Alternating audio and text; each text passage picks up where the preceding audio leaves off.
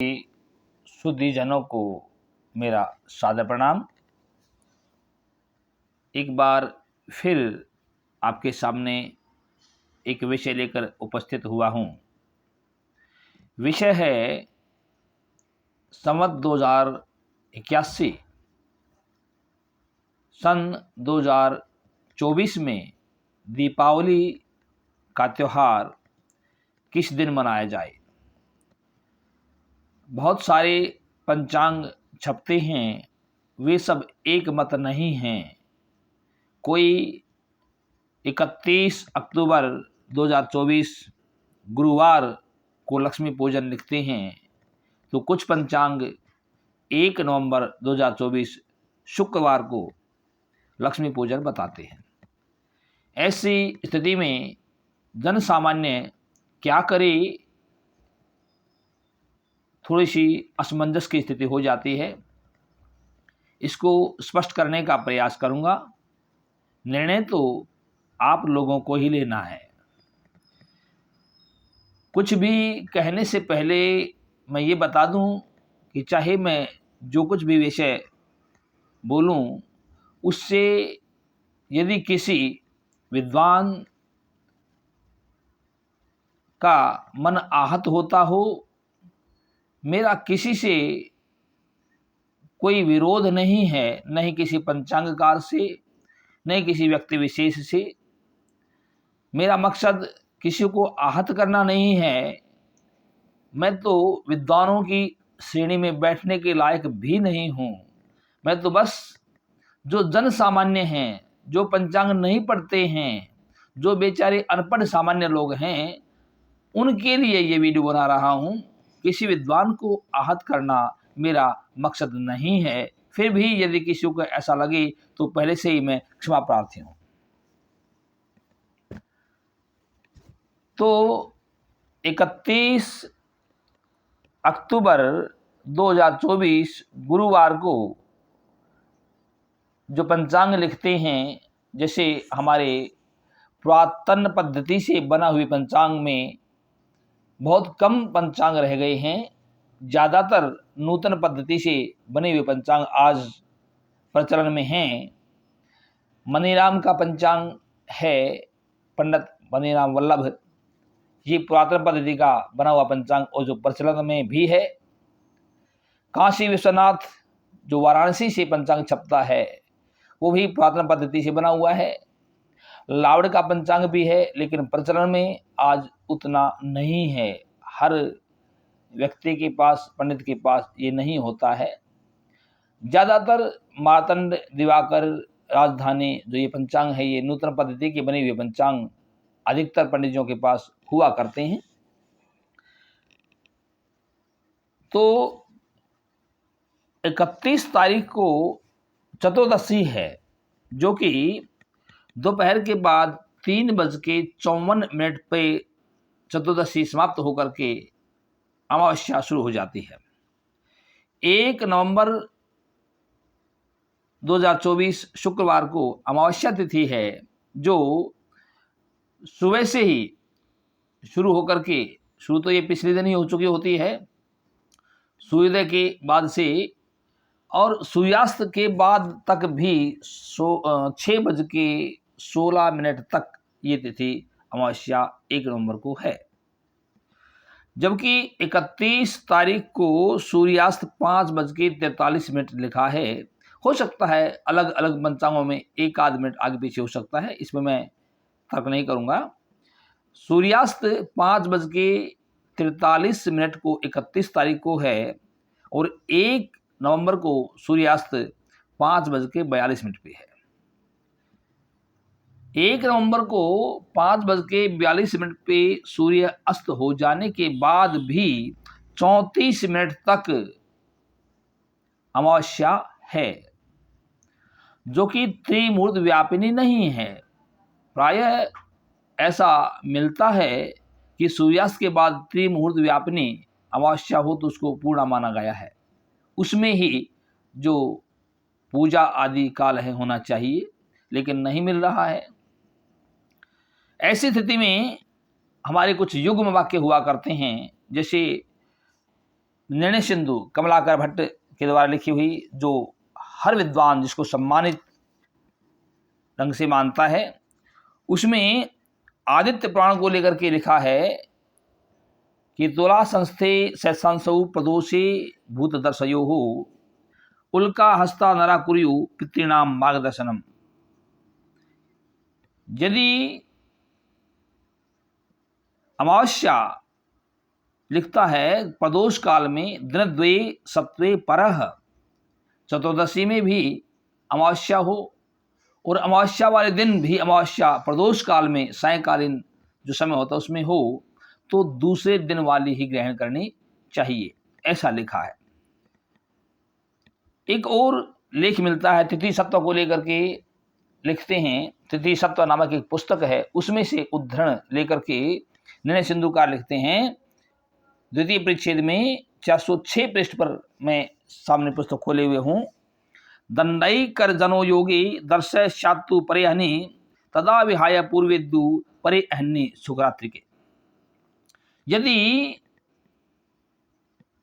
अमावस्या तिथि दूसरे दिन भी हो, एक दंड हो, एक दंड का मतलब होता है करीब सवा घड़ी 30 मिनट के करीब, यदि दूसरे दिन भी हो तो पहले दिन की अमावस्या को छोड़ करके दूसरे दिन की अमावस्या में हमको पूजा करनी चाहिए, ऐसा मिलता है लेख।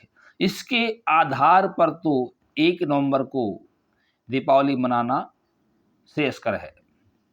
निर्णय सिंधुकार ही एक दूसरे जगह लिखते हैं, देवदास विद्वान के द्वारा लिखा गया है, ब्रह्मोक्ति ब्रह्म पुराण में लिखा है, ब्रह्मोक्तेश्च प्रदोष अर्धव्यापिनी प्रदोष रात्रि अर्धव्यापिनी मुख्या एकैक व्याप्तु परैव। अर्थात इसका मतलब ये है कि प्रदोष व्यापिनी यदि अमावस्या है वो मुख्य मानी गई है। प्रदोष काल में दीपदान होता है, प्रदोष काल में दीपदान, दीप लगाया जाता है और महालक्ष्मी का जो पूजन है वो रात्रि में किया जाता है, निशीथ में किया जाता है। प्रदोष काल समाप्त होने के बाद निशीथ काल शुरुआत होती है। यहाँ ज्योतिष बृहद ज्योतिष सार नामक पुस्तक में भी लिखा है, या कार्तिके अमाश्यासिते विधेया परशो प्रदोष गा दश तथो मनुष्य तस्याम कुर्यात खलु दीपदानम पूर्णे निशीथे अचनम अंबिकाया।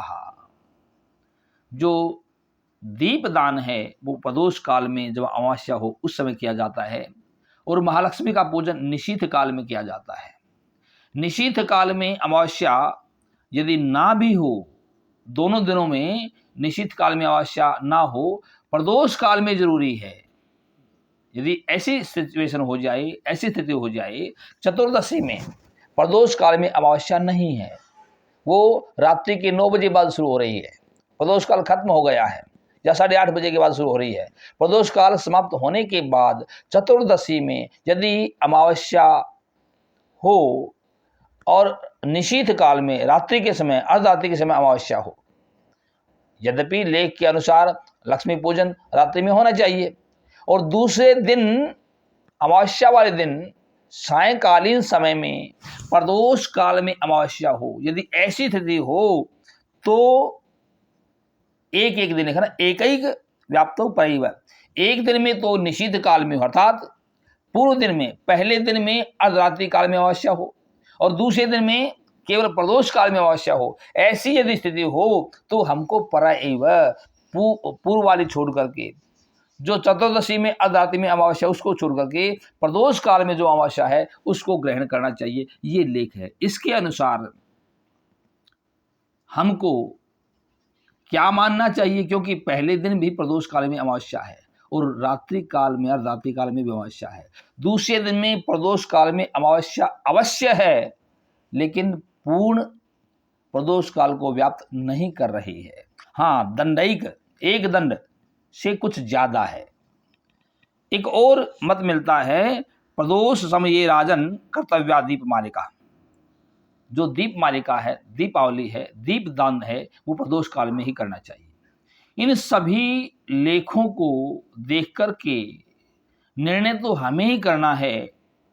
विद्वान तो लिख के चले गए, जो वाक्य हमको इस अवस्था के अनुसार घट रहे हैं, ठीक बैठ रहे हैं, उनमें हमको पर्व मनाना चाहिए। एक किसी विद्वान का ये भी मत है, लिखा है कि स्वाति नक्षत्र आने से उसकी महिमा और बढ़ जाती है, इसलिए स्वाति दूसरे दिन जो है सूर्योदय काल में स्वाति नक्षत्र है। 1 नवंबर 2024 शुक्रवार को स्वाति नक्षत्र है, जबकि 31 अक्टूबर को स्वाति नक्षत्र नहीं है। तो उन्होंने ये तर्क दिया है कि स्वाति नक्षत्र होने के कारण 1 नवंबर को दीपावली माननी चाहिए। इसके बारे में मैं 2 शब्द कहना चाहूँगा और विद्वान से माफ़ी चाहूँगा, मैं किसी की बाइकाट नहीं कर रहा हूँ। लिखा है, जो वो विद्वान लिख रहे हैं या कह रहे हैं, वो जहाँ से भी लिख रहे हैं वही सेंटेंस, वही वाक्य, वही श्लोक मैं उठाता हूँ। 404 पेज निर्णय सिंधु द्वितीय परिच्छेद में लिखा है नीचे, तद उक्तम पुष्कर पुराणे, पुष्कर पुराण में लिखा है, स्वाति तिथि रवौ इंदुर यदि स्वाति गतो भवेत पंचत्त उदक स्नायी कृत अभ्यंग विधिर नरः निराजितो महालक्ष्मी असनियम सीमस्नुते। इसका जो मतलब लिखा है या समझने की बात है, इसमें ये नहीं लिखा है कि महालक्ष्मी पूजन स्वाति नक्षत्र में होने चाहिए। सूर्योदय काल में यदि स्वाति नक्षत्र में अभ्यंग स्नान किया जाए, 5 प्रकार की त्वचा, 5 पेड़ों की त्वचा है, उसमें पीपल, बड़, उदुम्बर, गूलर, आम, नगरूद आदि जो ये पेड़ हैं, इनकी छालों से यदि उदक स्नान उबाल करके स्नान किया जाए और स्वाति नक्षत्र हो तो लक्ष्मी स्थिर रहती है, ऐसा लिखा गया है। ये स्नान के लिए स्वाति नक्षत्र है, लक्ष्मी पूजन के लिए स्वाति नक्षत्र नहीं है। ये थोड़ा सा हमारा समझने का फर्क है। स्वाति नक्षत्र अमावस्या को हो सूर्योदय काल में सुबह सुबह, उसमें यदि 5 प्रकार के छाल उबाल करके पानी से स्नान किया जाए और फिर लक्ष्मी पूजन किया जाए, निराजन किया जाए, अभ्यंग स्नान किया जाए, तो लक्ष्मी स्थायी रूप से रहती है, ऐसा लिखा है। न कि लक्ष्मी पूजन स्वाति नक्षत्र में होने चाहिए। अच्छी बात है यदि स्वाति नक्षत्र में मिल जाए तो सोने पे सुहागा है, लेकिन इसका मतलब ये नहीं कि स्वाति नक्षत्र लेना आवश्यक है। जैसे जन्माष्टमी का पर्व हो, तो भगवान कृष्ण का जन्म जो हुआ उसमें अष्टमी तिथि बुधवार और रोहिणी नक्षत्र, ऐसा लिखे हैं, ग्रंथों ने लिखा है। यदि नवमी के दिन बुधवार भी हो या सप्तमी के दिन बुधवार भी हो, रोहिणी नक्षत्र भी हो और अष्टमी उसमें बिल्कुल भी ना हो, तो ऐसी स्थिति में हमको तिथि मुख्य लेनी होती है। तिथि मुख्य है, अष्टमी तिथि बहुत जरूरी है, उसके साथ रोहिणी नक्षत्र भी हो जाए, बुधवार भी हो जाए, तो सोने पे सुहागा है।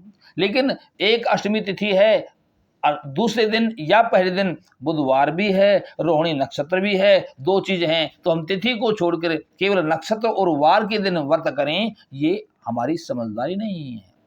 तो स्वाति नक्षत्र है इसलिए हम तिथि को छोड़ दें, ये भी मेरे ख्याल से, मेरे मत में उचित नहीं है। स्वाति नक्षत्र होता तो अच्छी बात है। तो अगले दिन जो स्वाति नक्षत्र है वो मात्र केवल स्नान के लिए, अभ्यंग स्नान के लिए श्रेयस्कर है, न कि लक्ष्मी पूजन के लिए श्रेयस्कर है। ऐसी स्थिति में हमको क्या करना चाहिए, ये मत मैं अपनी तरफ से जन सामान्य को यही कहूँगा कि पहले दिन प्रदोष काल में भी अमावस्या है और अर्धरात्रि के समय जहाँ लक्ष्मी पूजन होगा वहाँ भी अमावस्या है। मैं फिर कह देना चाहता हूँ, रात्रि के समय अमावस्या होना जरूरी नहीं है, लेकिन जब दोनों जगह मिल रही है तो क्यों ना उसको स्वीकार किया जाए।